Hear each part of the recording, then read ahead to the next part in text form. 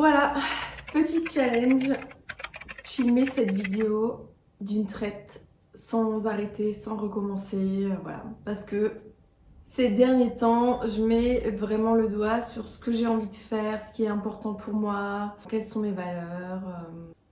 Et en fait, être présente sur YouTube, quelque chose que j'ai envie depuis 2019.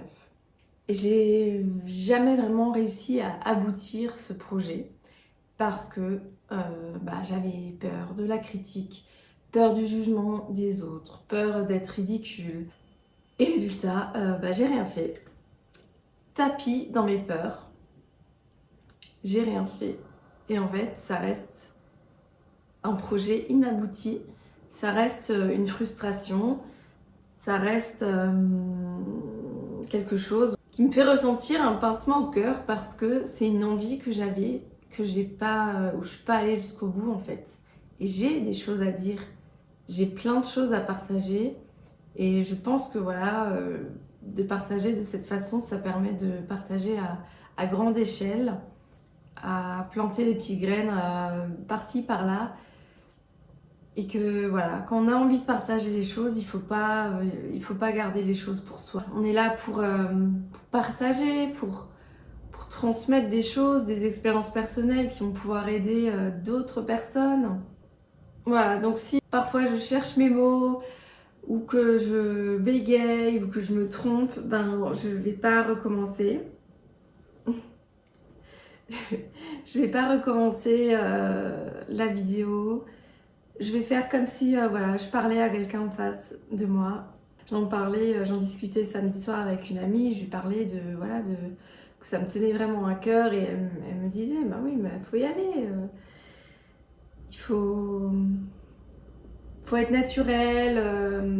Il n'y a pas besoin d'attendre la perfection. Et en fait, moi, ce que je cherchais, ce que je voulais transmettre, c'était une image parfaite. Il fallait que mon image soit parfaite, ma voix, tout ce que je disais, que ce soit lisse et parfait. Et du coup,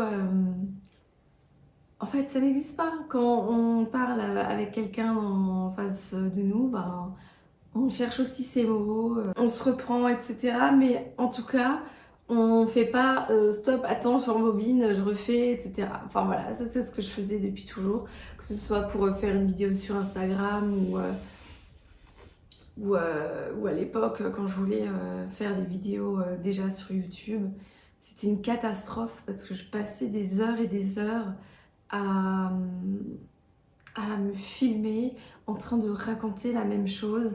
Et à chaque fois, ça devenait de moins en moins naturel parce que c'était comme un speech que je dictais, que je connaissais par cœur dans ma tête et que je recommençais à chaque fois parce que là, je dis ah non, là j'ai oublié tel mot, là j'ai bugué, etc.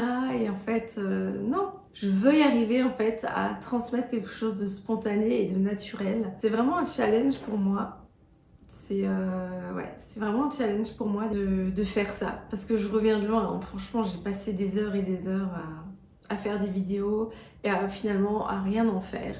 Et vraiment, c'est du temps perdu, c'est du temps gâché parce que au final, si on n'en fait rien, voilà. Mon premier projet vidéo, ce que je voulais faire à la base, c'était de parler de mon voyage solo en Thaïlande. Ça me tenait vraiment, vraiment à cœur de parler de ce voyage, de ce que ça m'a apporté, de rassurer des femmes qui n'osaient pas, etc. Et j'ai tellement recommencé qu'au final, il n'y a rien. Parce que je n'acceptais pas mon image, ma voix, etc. Donc maintenant, stop. 2025, stop avec ça. Faut que j'aille au bout de mon projet. J'ai plein de choses en tête que je veux partager, sans grandes attentes. Juste le faire déjà pour satisfaire mon besoin personnel de partager. Parce que partager, contribuer, c'est quelque chose qui me tient à cœur. Ça fait vraiment partie des valeurs de ma vie, de contribuer dans quelque chose d'utile. Et voilà, pour moi, tout ce qui est utile, c'est tout ce qui touche à l'alimentation, prendre soin de soi, faire en sorte de prendre soin de sa santé, prendre soin de son esprit, etc.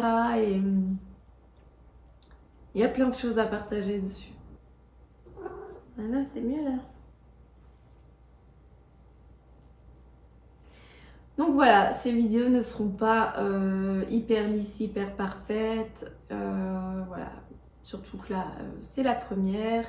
Je vais forcément m'améliorer avec le temps. L'essentiel, voilà, pour moi, c'est de dire ce que j'ai envie de dire, m'exprimer, laisser sortir ce qui a envie de sortir de moi, voilà, sur des expériences, etc.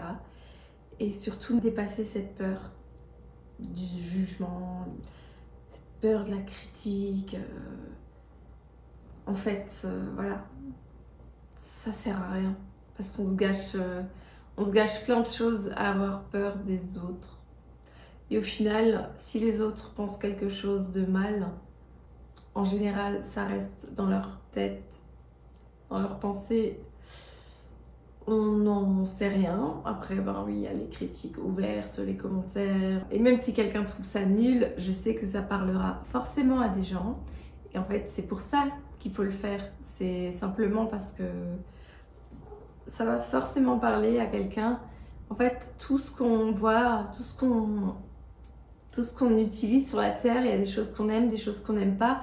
Et inversement, les autres vont aimer ce qu'on n'aime pas et ne pas aimer ce qu'on aime. Donc voilà, il faut juste s'arrêter à ça et juste faire les choses avec son cœur et pas avec la tête. Voilà. Et mon problème ces dernières années, c'est que j'étais trop dans ma tête. C'était trop... ah non, tu vas pas te montrer, tu vas pas dire ça. Qu'est-ce qu'ils vont penser les gens? Il n'y a personne autour de toi qui fait ça. Mais stop! Stop avec ça! Parce que ça me frustre plus qu'autre chose en fait. Alors me voilà de l'autre côté de l'écran, parce que forcément je suis allée regarder ce que ça avait donné. Franchement, j'avais qu'une envie, c'était du coup de recommencer cette vidéo. Mais je vais pas le faire. Elle est comme elle est. Spontanée, dans toute sa vulnérabilité, et puis voilà. Je la laisse comme ça. Et ce sera déjà un premier pas pour moi de publier ça comme ça. Et de surtout pas la refaire. Ce qui n'a pas été facile aussi pendant toutes ces années où j'avais envie mais que je ne faisais pas, c'est parce que je me comparais. Je me comparais à ce qui se faisait déjà. Je me dis, waouh, mais c'est tellement bien fait, là c'est parfait. Mais au final, peut-être que les personnes, ils trouvent aussi quelque chose à redire. Et je pense qu'on est un peu trop sévère avec soi-même, souvent. Et surtout, on est comme on est.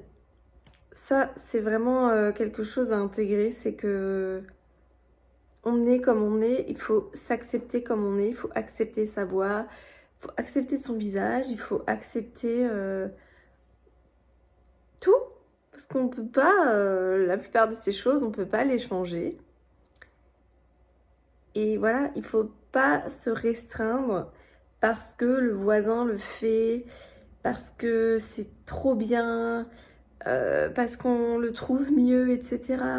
Mais non, si on a envie de faire quelque chose, ben voilà, quel que soit son physique, quel que soit sa voix et tout ça, ben, il faut le faire. Ça plaira forcément à des gens. Et ça plaira pas à d'autres.